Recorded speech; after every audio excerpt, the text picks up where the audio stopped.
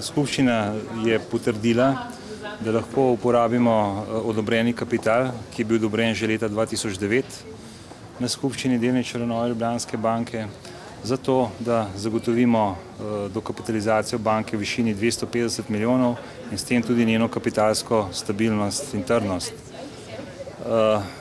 Zakaj je bila ta skupščina? Ta skupščina je bila seveda zato, da smo predvsem predstavili strategijo, o kateri lastniki morajo vedeti, kakšne so njene osnovne značilnosti.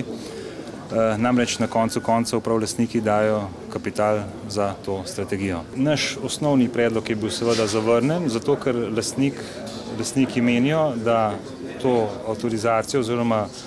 pooblastilo, da izdamo nove delnice, že imamo in so enostavno ocenili, da ni potrebe, da bi dajali novo pooblastilo. Konkretno želijo, da smo preudarni in previdni pri dezinvestiranju, da to storimo le, če bo nujno potrebno zaradi zagotavljanja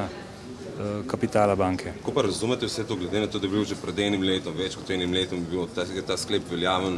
kako razumete to, da se je zdaj izgubilo več kot eno leto, da v bistvu so rekli, naredite to, kar je bilo zmenjeno že lani? Jaz mislim, da nismo izgubili, vmes je bila narejena strategija, vmes je država želela, da se o tem odloča transparentno, torej o povečanju kapitala in financiranju strategije, to smo tudi naredili, to, da so se pa, bom rekel, tehnično gledano odločili nekoliko drugače, pa ne spreminja končnega cilja in ta bo dosežen. In to je najbolj pomembno, da bo inštitucija dobila kapital in da bo demonstrirala kapitalsko trdnost. No, sklepi današnje skupščine so vendarle presenečenje na nek način, čeprav je bilo veliko ugibanj, kaj se utegne zgoditi, pa sem glede na včerajšnjo izjavo ministra Križaniča, pristojnega in nasploh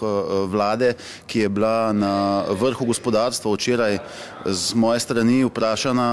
tudi o dokapitalizaciji Nove Ljubljanske banke, bil podan odgovor, da se pričakuje, da bo dokapitalizacija uspela. Kot kaže, tega dogovora z KBC-jem, torej pomembnim lastnikom, drugim največjim takoj za Republiko Slovenijo, kar 30-odstotnim, ki ima možnost seveda preprečiti spremembe statuta družbe, da tukaj do dogovora ni prišlo. Dejstvo je tudi, jaz sem nanj upozoril, da smo na prejšnji skupščini želeli imeti jasnejša, bolj natančna okvire in merila, kriterije, po katerih bi se dokapitalizacija že odobrena izvajala. Tako da nas po svoje lahko veseli, da je takrat temu pritrdila tudi Republika Slovenija in da je dejansko uprava in nadzorni svet, da sta prišla z takšnim predlogom ponovno na skupščino. No, danes je bilo kar nekaj nasprotnih predlogov, med drugim tudi nasprotni predlog, ki ga je podalo Vseslovensko združenje malih delničarjev glede na sklepe strokovnega sveta, da na vsak način v primeru dokapitalizacije ne pride do izključitve prednostne pravice obstoječih delničarjev, blizu 2000 jih je, torej tudi mali delničarji v Novi Ljubljanski banki, da imajo tudi ti predkupno pravico oziroma možnost sodelovati pri dokapitalizaciji nakupu novih delnic. Takšna zagotovila so bila danes eksplicitno strani uprave podana, tako da smo s tem lahko zadovoljni. Poleg tega sem zastavil precej natančna vprašanja, vezana na predvsem vprašanja razdolževanja oziroma dezinvestiranja, ki je predviden v Novi Ljubljanski banki, in pa hkrati tudi seveda vprašanja